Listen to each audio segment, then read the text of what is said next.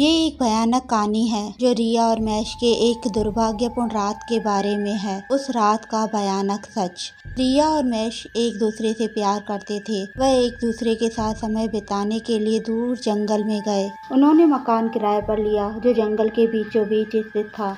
रात को जब वह सो रहे थे तभी अचानक दरवाजे की कुंडी खुल गई। उन्होंने सोचा शायद हवा के कारण दरवाजा खुल गया, लेकिन जब उन्होंने दरवाजे पर देखा तो एक अजीब आकृति दिखाई दी। वह आकृति धीरे धीरे उनके पास आई और उन्हें देखकर मुस्कुराई।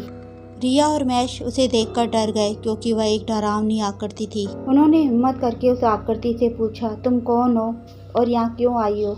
लेकिन उसने कोई जवाब नहीं दिया। आकृति ने रिया को अपनी ओर खींच लिया और महेश को दरवाजे से बाहर फेंक दिया। महेश हिम्मत करके उठा और दरवाजे की तरफ देखा तो रिया वहाँ नहीं थी। महेश ने रिया को बहुत ढूंढा लेकिन वो नहीं मिली। तभी उसे एक आवाज़ सुनाई दी, मैं तुम्हें नहीं छोड़ूंगी। वो आवाज़ रिया की थी।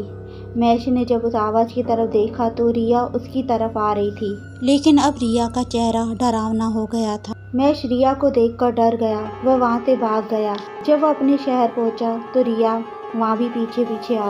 महेश ने हिम्मत करके पुलिस को बुलाया, लेकिन तब तक रिया वहाँ से गायब हो गई। महेश को रिया कभी नहीं मिली, लेकिन आज भी महेश को रिया की आवाज़ सुनाई देती है, मैं तुम्हें नहीं छोड़ूंगी।